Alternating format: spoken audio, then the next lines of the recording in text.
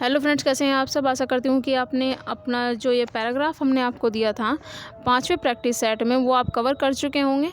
और इसके जो क्वेश्चंस थे 74 to 77 आप उनको लगा चुके होंगे उनका सही आंसर्स। तो अब मिलान कर लेते हैं कि कौन सा आंसर किसका सही है। तो अगर आपने ये चैनल सब्सक्राइब नहीं किया है तो सब्सक्राइब कर दीजिए ताकि हमें भी थोड़ा मोटिवेशन मिले और ऐसी ही वीडियो हम आपके लिए बार बार लेकर आएँ। तो 74 नंबर का क्वेश्चन है, from the ending of the passage which one of these statement do you think is correct. तो 74 का ऑप्शन सी करेक्ट होगा, ऑप्शन नंबर सी करेक्ट होगा। नेक्स्ट क्वेश्चन की तरफ बढ़ते हैं। नेक्स्ट क्वेश्चन है आपका 75। तो 75 का आपका आंसर क्या है ये चेक कर लीजिए। The statement that the green revolution has also created havoc by exterminating the species of useful parasites and viruses means। तो 75 का आपका ऑप्शन नंबर बी करेक्ट है, ऑप्शन नंबर बी इसका करेक्ट है। कितनों का भी ऑप्शन नंबर ठीक आया है। आशा करती हूँ आपने पैराग्राफ ठीक से पढ़ा और आपके ऑप्शन ठीक जा रहे हो। विच one of the following statement best reflect the underlying implication of the passage. तो इसका 76 का ऑप्शन नंबर डी करेक्ट होगा। किसका ऑप्शन नंबर डी करेक्ट है? जिनका करेक्ट है उनको बधाई हो और जिनका नहीं है वो थोड़ी और मेहनत करे। ठीक है दोस्तों, आगे बढ़ते हैं। अब आपका क्वेश्चन आता है, which one of these phrases best help to bring out the precise meaning of the making proportion. तो इसका ऑप्शन नंबर 77 का ए आपका करेक्ट ऑप्शन होगा। ए आपका करेक्ट ऑप्शन होगा, to an extent which become threatening. Next question वो आपके आ जाते हैं लिटरेचर से संबंधित। Galsworthy's tragedies are called. तो देखिए, जो गाल्सवर्दी की जो ट्रेजेडीज थी उनको सोशल ट्रेजेडीज कहा जाता था। सोशल ट्रेजेडीज कहा जाता था जिनमें स्ट्राइफ और द स्किन गेम बेस्ट होती है। ठीक है, तो इनकी ट्रेजेडीज़ को क्या कहा जाता था? Social tragedies. ये इनकी बेस्ट वर्क में से आते हैं, strife the skin game.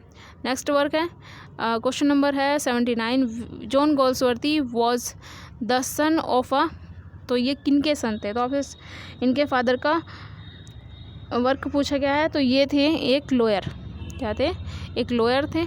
Next question number 80। The lower class was represented in Galsworthy's work.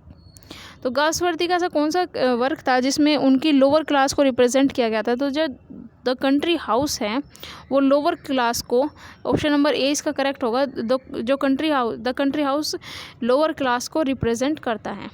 Galsworthy began his literary career as. तो जो गाल्सवर्दी थे उन्होंने अपना लिटरेरी करियर किस तरह से शुरुआत की थी? तो एज अ नोवेलिस्ट उन्होंने अपने करियर की शुरुआत की थी। और मैं आपको बता दूं, जॉन सिन जॉन नाम से इन्होंने अपने जो वर्क थे, अर्लियर वर्क थे, वो लिखे थे। नेक्स्ट क्वेश्चन है, the little man written by Galsworthy is a an. तो द लिटिल मैन क्या था? वन एक्ट प्ले था। ऑप्शन नंबर डी इसका करेक्ट होगा। The little man one act play था। देखिए, गाल्सवर्दी ने कितने ही वन एक्ट प्ले लिखे थे जिनमें से द लिटिल मैन एक था। तो आप इस चीज़ को भी तैयार कर लेंगे। नेक्स्ट क्वेश्चन की तरफ बढ़ते हैं। Wordsworth wrote a sonnet on. तो वर्ड्सवर्थ ने किन के बारे में एक सोनेट लिखा था? तो वर्ड्सवर्थ ने सोनेट लिखा था मिल्टन के बारे में। ठीक है, मिल्टन के बारे में इन्होंने एक सोनेट लिखा था जिसका नाम था लंदन 1802। मिल्टन के बारे में इन्होंने एक वर्क लिखा था, सोनेट लिखा था जिसका नाम था लंदन 1802। नेक्स्ट क्वेश्चन की तरफ बढ़ते हैं। Identify the error in the sentence given. Hardly had we settle down for the night's rest when we were startled by loud noises outside the house. तो देखिए, इसमें आपसे क्या बताया? इसमें आपको एरर बताना है और अगर एरर नहीं है तो नो एरर करेक्ट करना है। ठीक है, तो 84 का आपका जो आंसर है वो आप बताइए क्या होगा। 84 में आपके कोई भी एरर नहीं है। 84 में आपके कोई भी एरर नहीं है, तो ऑप्शन नंबर डी इसका करेक्ट होगा। इस सेंटेंस में आपके कोई भी एरर नहीं है। ठीक है, तो नेक्स्ट क्वेश्चन है आपका, he is a citizen of no mean city. तो he is a citizen of no mean city. देखिए, ये इस तरह के जो क्वेश्चंस है वो आपसे पूछे जाते हैं और ये आपकी फिगर ऑफ स्पीच है जो आपके इसमें पूछी गई है। तो he is citizen of नोमेन city आपका लिटोट्स होगा। लिटोट्स, ऑप्शन नंबर डी इसका करेक्ट होगा। देखिए लिटोट्स मीन्स क्या होता है? लिटोट्स होता है एक आयरनिकल अंडरस्टेटमेंट होता है, ठीक है, स्टेटमेंट होता है एक तरह का, जिसमें आपको मतलब नेगेटिव पॉइंट होता है, नेगेटिव पॉइंट की तरफ से दर्शाया जाता है, ठीक है। तो इसमें कहा गया है he is a citizen of no mean city, कि वो किसी छोटी सिटी का सिटी नागरिक नहीं है। तो यहाँ पर क्या है, कटाक्ष की तरह है, और ये क्या है, सीधे शब्दों में कटाक्ष किया जाता है। तो ये आपका क्या लगेगा, ऑप्शन नंबर डी करेक्ट, ठीक है दोस्तों। नेक्स्ट क्वेश्चन की तरफ बढ़ते हैं। अगला क्वेश्चन है आपका united we stand divided we fall is an example of. तो यहाँ पर भी आपसे फिगर ऑफ स्पीच पूछी गई है। United we stand divided we fall में आपके कौन सा फिगर ऑफ स्पीच है, ठीक है, इसके बारे में आपसे पूछा गया है क्वेश्चन नंबर 86 में। तो देखिए इसमें एंटीथेसिस है, एंटीथेसिस है। अब आप कहेंगे कैसे? तो देखिए जब एक ही सेंटेंस में दो वाक्य आपको दिए हुए हो और दोनों क्या हो, अपोजिट हो, इसमें यूनाइटेड और डिवाइडेड दो वर्ड का इस्तेमाल हुआ है। देखिए एक तो यूनाइटेड और एक डिवाइडेड, ये दोनों अपोजिट वर्ड है, ठीक है, ये दोनों अपोजिट वर्ड हैं, लेकिन इसमें क्या किया गया है, आपको अलग अलग दिए गए हैं, ठीक है। दो सेंटेंस में आपको दो अपोजिट वर्ड दिए गए हैं, ठीक है। तो इसमें आपको क्या होगा, एंटीथेसिस होगा। लेकिन अगर यही वर्ड यूनाइटेड डिवाइडेड आपके एक साथ होते तो क्या होता आपका, ऑक्सीमोरन, ठीक है, ऑक्सीमोरन होता है। यहाँ पर आपको क्या है, यहाँ पर आपका एंटीथेसिस है। नेक्स्ट क्वेश्चन की तरफ बढ़ते हैं। Choose the word which is nearest. अब फिर से आपसे वही क्वेश्चन पूछे जा रहे हैं, नियरेस्ट वर्ड। तो क्वेश्चन नंबर है आपका very few people are impervious to criticism. तो इम्पर्वियस मीनिंग क्या होता है? सबसे पहले तो आपको ये जानने की आवश्यकता है। इम्पर्वियस होता है आपका अप्रभावित, अप्रभावित। और इसका सिनोनिम क्या होगा आपका? सिनोनिम होगा आपका अनइफेक्टेड, अनअफेक्टेड इसका आपका क्या होगा, सिनोनिम होगा। बाकी तीन क्वेश्चन है। इम्पेनिट्रेबल होगा आपका अभेद्य, अनस्टॉपेबल का मीन्स होगा आपका जिसे रोका ना जा सके, अनमाइंडफुल यानी अनजान। नेक्स्ट क्वेश्चन की तरफ बढ़ते हैं। A figure of speech in which two terms opposite in meaning are place side by side in one phrase is known as. देखिए मैंने आपको एंटीथेसिस में आपको अभी बताया कि एक सेंटेंस को दो पार्ट में डिवाइडेड किया जाएगा, लेकिन दो विचार होंगे उसमें अपोजिट एक दूसरे के। लेकिन जब यही विचार एक साथ साइड बाय साइड होंगे तो क्या होगा आपका, ऑक्सीमोरन होगा। कौन सा होगा, ऑक्सीमोरन होगा। जब ये साइड बाय साइड एक के होंगे, या आप लगा ले सॉर्डेड बून, ये दोनों अपोजिट है, सॉर्डेड और बून का क्या होगा, अपोजिट होगा, लेकिन क्या है एक जगह है, तो ये आपका क्या हो जाएगा, ये आपका ऑक्सीमोरन हो जाएगा। और इसी तरह से फेथफुल अनफेथफुल क्या होगा आपका, ये आपका ऑक्सीमोरन हो जाएगा, ठीक है दोस्तों। तो इस तरह से नेक्स्ट क्वेश्चन की तरफ बढ़ते हैं। When was paradise lost publish. तो आपसे पूछा गया पैराडाइज लोस्ट जो थी वो आपकी कब पब्लिश हुई थी? तो ये पब्लिश हुई थी आपके 1667 में, ठीक है, 1667 में, option number D. The theme of Areopagitica is. तो जो थीम थी एरोपेगेटिका की वो थी the freedom of press, freedom of press. Next question है which one was Milton's favourite. Milton की फेवरेट वर्क कौन सा था उसका? तो पैराडाइज रिगेन को वो अपना फेवरेट वर्क बताते थे। नेक्स्ट क्वेश्चन है complete following sentence using the appropriate option. If I were rich, option के बाद में कहा गया है अलॉट। तो देखिए इफ़, जब कोई क्वेश्चन आपका इफ़ से स्टार्ट होता है, उसमें वर लगा होता है, कास्ट वाली संभावना होती है, तो वहाँ पर आप वुड का इस्तेमाल करते हो आगे, ठीक है।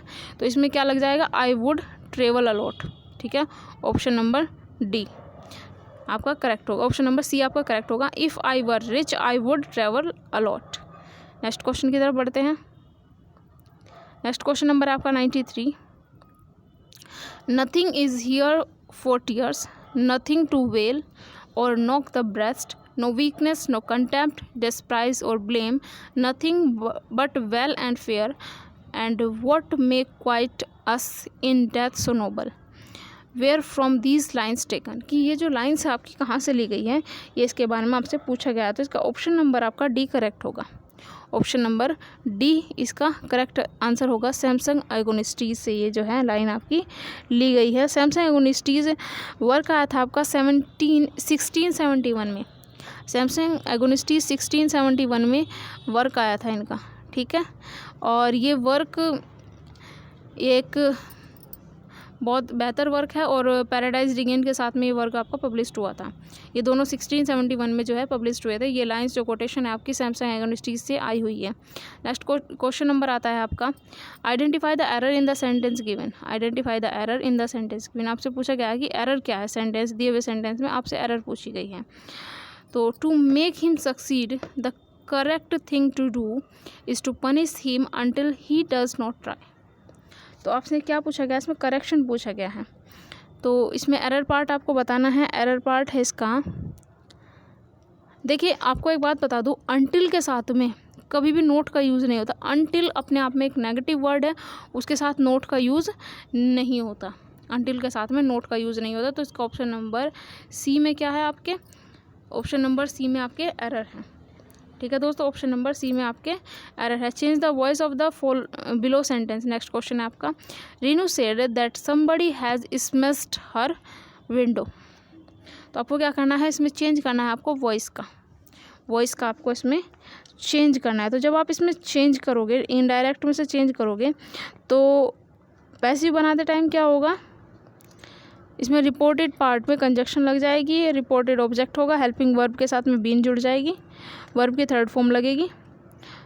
ठीक है, तो आपका कौन से वर्क में होगा, देखिए इसमें आपको वर्ब की थर्ड फॉर्म के साथ में बीन का यूज़ देखना है। तो बीन का यूज़ आपका यहाँ पर है। ठीक है, जब बात आती है इस क्वेश्चन की, तो इसका ऑप्शन नंबर सी करेक्ट होगा। नेक्स्ट क्वेश्चन की तरफ पढ़ते हैं। Where was Milton was born. देखिए मैंने जब मिल्टन की पिछले आपको बताई थी, उनकी बर्थ डेट बताई थी, तो मैंने आपको बताया था उनका जो बर्थ हुआ था वो लंदन इंग्लैंड में हुआ था, ब्रैड स्ट्रीट में। ठीक है दोस्तों, तो इसका सी डी ऑप्शन करेक्ट होगा। नेक्स्ट क्वेश्चन की तरफ बढ़ते हैं। नेक्स्ट क्वेश्चन नंबर है आपका 97 में कहा गया है, in whose memory did Milton write methought I saw my late espoused saint. तो इनके बारे में ये एक पोएम है जो लिखी गई थी मिल्टन के द्वारा उनकी वाइफ के लिए। उन्होंने लिखा था कि जो मेरी लेट एस्पाउस थी, जो मेरी लेट वाइफ थी, वो एक सेंट की तरह थी। तो उन्होंने किसको ये कहा है, किसके बारे में उन्होंने ये बात की है, तो ये बात की थी उन्होंने कैथरीन वुडकॉक के बारे में। उनकी वाइफ थी कैथरीन वुडकॉक, उनके बारे में इन्होंने ये बात की थी। ऑप्शन नंबर सी इसका करेक्ट होगा, option number C. Next question की तरफ बढ़ते हैं। नेक्स्ट क्वेश्चन है आपका, in which of the following work did Milton promote freedom of speech and oppose licensing and censorship. तो ये सब मैंने आपको बताया अभी पिछले बार आपसे पूछा गया था क्वेश्चन एरोपेगेटिका के बारे में। ठीक है, एरोपेगेटिका के बारे में आपसे पूछा गया था। तो फ्रीडम ऑफ प्रेस के बारे में बात करता है, फ्रीडम ऑफ लाइसेंसिंग वो अपोजिट थे लाइसेंस और सेंसरशिप के। ठीक है, वो कहते हैं कि स्पीच में फ्रीडम होनी चाहिए। नेक्स्ट क्वेश्चन है आपका, paradise lost comprises how many books. तो कितनी बुक्स थी उसमें, ये आपसे पूछा गया है।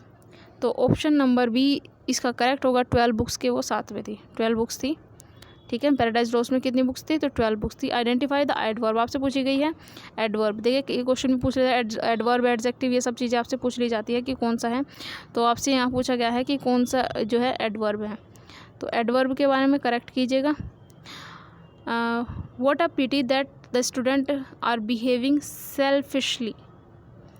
तो बिहेविंग सेल्फिशली, वॉट और पिटी, ये 4 वर्ड आपको दिए गए हैं। तो इनमें से कौन सा वर्ड जो है आपका एडवर्ब है, तो सेल्फिशली जो वर्ड है आपका वो एक एडवर्ब है। ठीक है, नेक्स्ट क्वेश्चन है, द फेमस लाइन व्हाट दो the field be lost all is not lost. तो ये किसने कहा है कि क्या हुआ कि अगर सब कुछ हो गया, सब कुछ भी तो नहीं खोया, कि अगर मैदान चला गया तो सब कुछ। जब जो सैटर्न की जो पार्टी थी वो हार जाती है युद्ध में, तो वो कहता है कि क्या हुआ अगर सब कुछ खो गया, सब कुछ भी तो नहीं खोया, अभी भी कुछ बाकी है, फील्ड ही तो खोया है, हम इस चीज़ को फिर से अर्न कर सकते हैं, हम इन चीज़ को फिर से, वो जो है आगे बढ़ने की कोशिश करता है, हार नहीं मानता। तो ये सैटर्न की लाइन है, सैटर्न की लाइन है। नेक्स्ट क्वेश्चन है, Milton begins paradise lost book first with. तो मिल्टन जो है पैराडाइज लॉस्ट की जो बुक फर्स्ट है उसको किस चीज़ के साथ में शुरू करता है, तो वो जो मिल्टन जो म्यूज़ थी उसको इन्वोकेशन करता है। जो म्यूज़ थी उनको आह्वान करता है देवी काव्य की देविका कि उनको इस एपिक को लिखने में मदद करें। नेक्स्ट क्वेश्चन है इसका,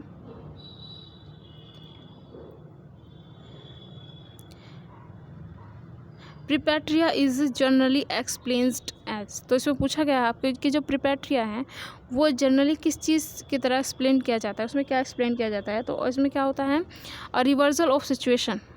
इसका करेक्ट आंसर होगा ऑप्शन ए। नेक्स्ट क्वेश्चन की तरफ बढ़ते हैं। नेक्स्ट क्वेश्चन नंबर है आपका 104 और इसमें आपसे पूछा गया है विच of the following statement is about lyrical ballad is not true.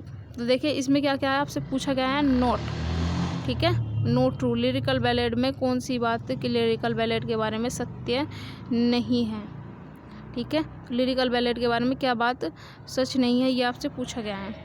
तो इसमें आपका it carried only one ballad proper which was Coleridge the Rime of Ancient Mariner, correct है।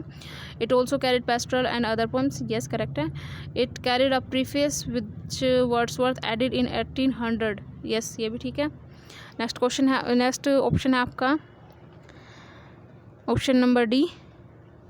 इसमें कहा गया है it also printed from Gray's Elegy written in country churchyard. नहीं, lyrical ballad में एलिजी कंट्री चर्चयार्ड नहीं थी, ये थॉमस ग्रे द्वारा लिखी गई एक सेपरेट पोएम एलिजी थी, ठीक है। इसका डी ऑप्शन जो है वो करेक्ट नहीं है। बाकी तीनों लिरिकल बैलेड के बारे में सत्य कथन व्यक्त करते हैं।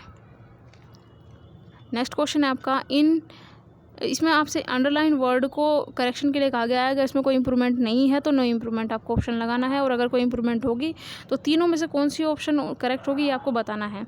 इन a few minutes time when the clock strikes 6 I would be waiting here for an our.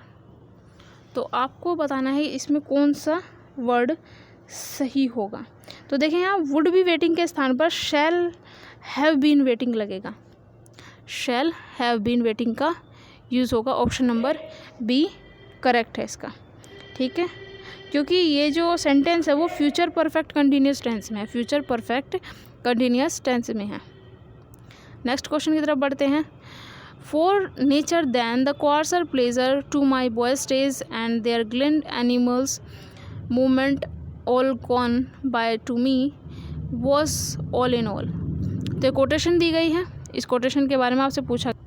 In these lines from Tintern Abbey Revisited Wordsworth is talking about. तो ये जो लाइन है टिंटन एबे की है, तो उसमें ये इसमें पूछा गया कि टिंटन एबे में ये किस चीज़ के वर्ड्सवर्थ किस चीज़ के बारे में बात कर रहे हैं, वर्ड्सवर्थ किस चीज़ के बारे में बात कर रहे हैं। तो both the first and second stage of the relationship with nature. तो जब वो पहली बार और दूसरी बार वहाँ गए वह नदी के पास में, तो उन दोनों चीज़ों के रिलेशनशिप के बारे में बात कर रहे हैं कि मेरे तब के और अब के एक्सपीरियंस कैसे रहे हैं। नेक्स्ट क्वेश्चन है identify the sonnet upon sonnet by William Wordsworth, ठीक है। तो विलियम वर्ड्सवर्थ के बारे में आपसे पूछा गया है कि identify the sonnet upon sonnet by William Wordsworth. William Wordsworth के बारे में लिखा गया सोनेट कौन सा है। तो nuns fret not at their convent's narrow room, ठीक है, ये 1807 में आया था, ठीक है, और ये वर्ड्सवर्थ का ही है जो इनके ऊपर एक सोनेट है, सोनेट के ऊपर एक सोनेट लिखा गया था। Among the following which does not consist of line of iambic pentameter without rhyming। तो आपसे यहाँ पर पूछा गया है कि जो ऐसी कौन सी वर्स है जिसमें एम्बिक पेंटामीटर यूज़ होता है और राइम यूज़ नहीं होती। तो वो आपकी ब्लैंक वर्स होती है, जिसमें आपके ब्लैंक वर्स होती है वो आपकी, ठीक है, जिसमें आपके राइम नहीं होती, एम्बिक पेंटामीटर यूज़ किया जाता है, ठीक है दोस्तों। नेक्स्ट क्वेश्चन की तरफ बढ़ते हैं। नेक्स्ट क्वेश्चन है आपका 109। इसमें कहा गया है आपसे फिल इन द ब्लैंक के साथ में a comic character by William Shakespeare is found in more than one of his place, ठीक है। तो एक कॉमिक कैरेक्टर के बारे में पूछा गया है जो उनके ज़्यादातर वर्क में पाया जाता है। ये विलियम शेक्सपियर की आपके यहाँ बात हो रही है। तो विलियम शेक्सपियर का ऐसा कौन सा प्ले तो देखिए जो सर जॉन फॉलस्टफ थे इसका ऑप्शन नंबर ए करेक्ट होगा, क्योंकि जो फॉलस्टाफ नाम के इनके कैरेक्टर थे वो इनके कई प्ले में देखने को मिले हैं। एक तो हेनरी फोर्थ के पार्ट फर्स्ट में, हेनरी फोर्थ के पार्ट सेकंड में और मैरी वाइफ ऑफ विंडसोर में, 3 वर्क में इनके देखने को मिलते हैं sir John Falstaff. Next question है angels are bright still though the brightest fell. तो who is the brightest referred by Shakespeare in this quote. तो ये मैकबेथ की लाइन है, इसमें पूछा गया है जो ब्राइटेस्ट वर्ड है वो किसके लिए यूज़ किया गया है। तो इसमें जो लूसीफर है उसके लिए यूज़ किया गया है द ब्राइटेस्ट वर्ड, लूसीफर के लिए द ब्राइटेस्ट वर्ड को यूज़ किया गया है। तो इसका ऑप्शन नंबर सी करेक्ट होगा, ऑप्शन नंबर सी इसका करेक्ट होगा। The correct spelling of haemorrhage, इसमें हैमरेज की करेक्ट स्पेलिंग पूछी गई है। देखिए हैमरेज की करेक्ट स्पेलिंग कई बार आ भी चुकी है और आपको इसको याद कर लेना चाहिए, ये काफ़ी इंपॉर्टेंट है। इसकी सही जो स्पेलिंग होती है वो होती है HAEMORRHAG, हैमरेज की सही स्पेलिंग सी करेक्ट ऑप्शन है। नेक्स्ट क्वेश्चन की तरफ बढ़ते हैं। 112 choose the word which is nearest. देखिए फिर से आपके सामने नियरेस्ट वर्ड को यूज़ किया गया है। टीचिंग द, इसमें कहा गया है आपसे नियरेस्ट वर्ड के बारे में, ठीक है। तो पूछा गया है teaching in universities is now considered a lucrative job. तो ल्यूक्रेटिव जॉब के बारे में पूछा गया। ल्यूक्रेटिव होता है लाभप्रद और इसका नियरेस्ट वर्ड जो होगा आपका होगा प्रॉफिटेबल। नियरेस्ट वर्ड होगा आपका प्रॉफिटेबल, ठीक है। ल्यूक्रेटिव होता है लाभदायक। नेक्स्ट क्वेश्चन है choose the option which express the correct meaning of the given phrase. तो फ्रेज की करेक्ट स्पेलिंग पूछी गई है to be in 7th haven, कि 7वें आसमान पर होना, ठीक है। इसकी सही मीनिंग पूछी गई है, यानी सब बहुत ज़्यादा खुश होना, to be extremely happy. B option correct होगा। नेक्स्ट क्वेश्चन की तरफ बढ़ते हैं। Which of the Shakespeare's plays had the character Robin Goodfellow. तो रॉबिन गुडफेलो शेक्सपियर के कौन से प्ले में हैं ये आपसे पूछा गया। तो option number D a midsummer night's dream इसका करेक्ट ऑप्शन होगा। नेक्स्ट क्वेश्चन की तरफ बढ़ते हैं। नेक्स्ट क्वेश्चन है आपका 115 which of the Montaigne essays inspired Shakespeare to draw the character of Prospero's servant. तो मोंटेग का ऐसे का कौन सा ऐसा कैरेक्टर था जो प्रोस्पेरो का सर्वेंट के को ड्रॉ करने के लिए इंस्पायर किया था शेक्सपियर को जिसने। तो ये आपसे इसमें पूछा गया है। तो उसका ऑप्शन नंबर होगा आपका बी, ठीक है। Of the cannibals who speak the following lines in the Shakespeare's the Tempest. For I am all the subject that you have which first was mine oven king. तो ये आपसे पूछा गया है कि किस टेम्पेस्ट में ये जो कोटेशन है वो किसकी है। तो कैलिबन की ये लाइन्स है, कैलिबन की ये कोटेशन है, ठीक है। कैलिबन की कोटेशन है। नेक्स्ट क्वेश्चन है हु पिनर्ड हेरोइक कपल्ट इन इंग्लिश, ठीक है। तो हेरोइक कपल्ट को इंग्लिश में कौन लेकर आया था ये आपसे पूछा गया है। तो इसका ऑप्शन नंबर ए करेक्ट है, ऑप्शन नंबर ए करेक्ट है। जोफ्रे चौसर जो है इंग्लिश में हेरोइक कपलेट को लेकर आए थे। नेक्स्ट क्वेश्चन नंबर है आपसे who is Macbeth at the beginning of the play. Who is Macbeth, तो मैकबेथ का कौन सा पद था जब ये प्ले स्टार्ट हुआ था मैकबेथ। तो मैकबेथ के पास कौन सा पद था। तो मैकबेथ उस समय कौन थे, the thane of Glamis, thane of Glamis थे। जब ये मैकबेथ स्टार्ट होता है, प्ले ये स्टार्ट होता है, तब थेन ऑफ ग्लैमिस का पद मैकबेथ के पास था। The poetry of Wordsworth and Coleridge were notably influenced by. तो वर्ड्सवर्थ और कोलरिज की जो पोएट्री थी वो किससे प्रभावित थी। तो वो जो फ्रेंच रिवॉल्यूशन हुआ था उस दौरान उससे प्रभावित थी। Hamlet bye Shakespeare is a set in which of the following countries. जो इसमें पूछा गया है हैमलेट जो प्ले था उसकी सेटिंग पूछी गई है। तो हैमलेट की जो सेटिंग थी वो थी आपकी डेनमार्क में, ठीक है दोस्तों, डेनमार्क में इसकी सेटिंग थी। क्वेश्चंस को थोड़ा जल्दी कराया जा रहा है ताकि आप एग्जाम्स में जल्दी से रिवीजन कर पाएँ। Rosalind the central female character appears in which of the following Shakespeare play. तो रोजालिंड जो हीरोइन है वो कौन से प्ले में आपके दिखाई देती है? तो वो दिखाई देती है आपके एज यू लाइक इट में। हीरोइन है, मैन हीरोइन का रोल करती है। Which romantic poet coined the famous phrase spot of time. Spots of time जो फ्रेज़ है वो किसके द्वारा कॉइंड की गई है? ये फ्रेज़ आपसे पूछा गया है। तो ये विलियम वर्ड्सवर्थ की फ्रेज़ है, इन्होंने कॉइंड की थी। नेक्स्ट क्वेश्चन है शेक्सपियर्स क्रिटिसिज्म बाय। तो शेक्सपियर के ऊपर जो क्रिटिसिज्म है वो किसके द्वारा लिखी गई थी? ये इनका सही आपसे पूछा गया है, सही सीक्वेंस पूछी गई है, ठीक है। तो इसमें जो आपका ऑप्शन नंबर होगा बी करेक्ट होगा, Bradley, TC Eliot, Spurgeon, Stephen Greenblatt, ठीक है। ये इसका सही क्रोनोलॉजी होगी, क्रोनोलॉजी से क्वेश्चन था आपका, ठीक है। नेक्स्ट क्वेश्चन है आपका, इसमें आता है complete following sentence use the appropriate option. The football match has to be, उसके बाद में आपका ब्लैंक किया गया है बिकॉज ऑफ द वेदर। तो जो मैच है वो टाल दिया गया मौसम की वजह से, तो इसका होगा आपका कॉल्ड ऑफ, ठीक है। कॉल्ड ऑफ यानी टाल देना, कॉल्ड ऑफ, ठीक है। नेक्स्ट क्वेश्चन है आपका 125। The first folio of Shakespeare's play appeared in. तो इसका तो आप सभी को पता होगा, जो शेक्सपियर का फर्स्ट फोलियो आया था वो आया था आपका 1623 में। हैमिंग और कैंडल नाम के इनके दो फ्रेंड्स ने उसको पब्लिश कराया था, ठीक है दोस्तों। और उसमें मैं आपको बता दूं शेक्सपियर के जो ज़्यादातर वर्क था, सोनेट्स वगैरह थे, वो सब इसमें पब्लिश हो चुके थे। और मैं अब यहाँ पर विराम देना चाहूँगी। आपके 125 क्वेश्चंस कंप्लीट हो चुके हैं। मिलते हैं अगले वीडियो में। और इस वीडियो को आप बार बार देखें, तब तक देखें जब तक आपकी चीज़ें कवर ना हो जाए, क्योंकि जो एग्ज़ाम पेपर है वो इसी सीक्वेंस में आने वाला है, इसी तरह से बनता है। आप प्रीवियस क्वेश्चंस उठाकर देख लीजिए, ठीक है। तो मिलते हैं अगली वीडियो में, धन्यवाद। और अगर आपने चैनल सब्सक्राइब नहीं किया तो कर दीजिए।